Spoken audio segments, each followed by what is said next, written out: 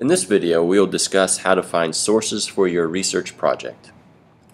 We'll cover the following things: review places to search, how to develop your search terms, how to use an electronic database such as EBSCOhost.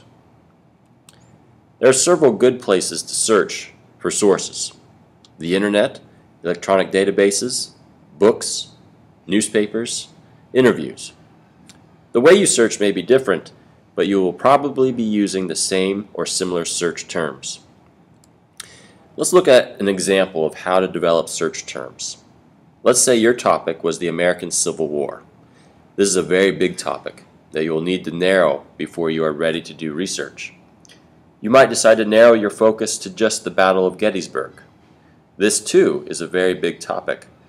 So you might decide to narrow this to the role of the townspeople in the Battle of Gettysburg. Once you have a manageable topic, you can search for research questions such as, what role did the Gettysburg residents play during the Battle of Gettysburg? The research question will help to do two things. One, focus your research, and two, help identify search terms you may use. There are several hints to use when entering search terms. First, list the most important keywords first. For example, residents and then Gettysburg. Next, use lowercase letters. Next, enter phrases and quotations. Next, use and when looking for combined subjects. For example, residents and Gettysburg and role. And finally, use and not when excluding subjects. For example, Gettysburg and not soldiers.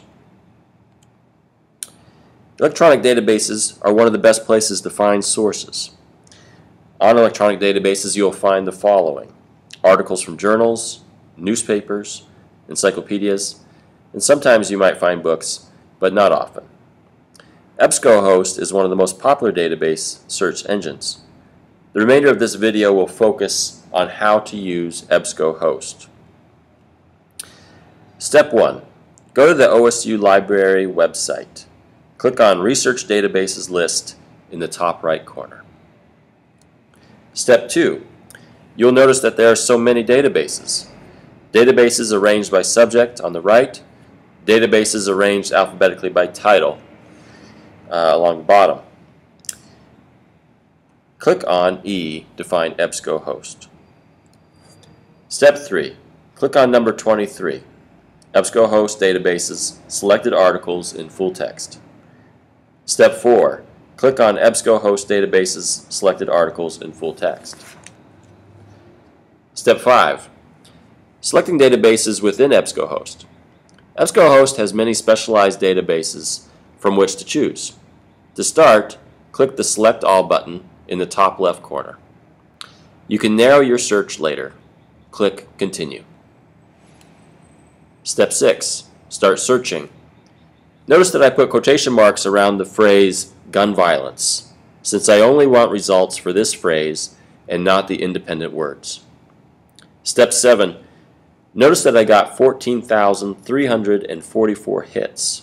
This is far too many. I want to narrow my search down to a manageable number of hits, maybe 50 or so. Step 8. See how I narrowed my number of hits by making my search more specific. I got 14,344 hits for gun violence, but only 3,206 hits for gun violence in schools, 556 hits for gun violence in schools and prevention, 239 hits for gun violence in schools and prevention and laws, and finally 24 hits for gun violence in schools and prevention and laws and mental health. This is a manageable number. Step 9. In addition to changing your search terms, you can narrow or broaden your search by using the left toolbar. Here you can limit your search by date of publication, types of sources, and/or databases. Step 10. Select articles. Now that I have a manageable number of hits, 24, I can scroll through the articles and decide which ones sound most applicable to my topic. Let's try article number 2, guns, schools, and mental illness.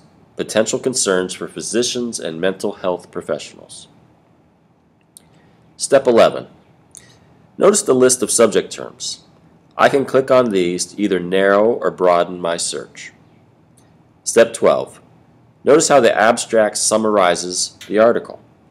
Reading it will help you see if this article is a good fit for your research. Notice that your search terms are bolded. Step 13. To access the actual article, click on PDF full text or find it in the top left corner. Step 14. Here's the actual article. Notice the toolbar on the right. With this toolbar, you can make a folder of resources. You can also email articles to yourself. With the toolbar on the bottom, you can save sources. Step 15. Options inside the folder. The folder option is helpful when you do not want to read all the articles you find right away. You can simply put the articles in your folder and access your folder when you're ready. Notice that the right toolbar allows you to save or email the articles in your folder. Final thoughts? Remember that researching is messy. You will likely have many starts and stops. You will have to learn about your topic before you can write about it. You will likely need to narrow or broaden your topic. You might even need to change your topic. Good luck and enjoy the process.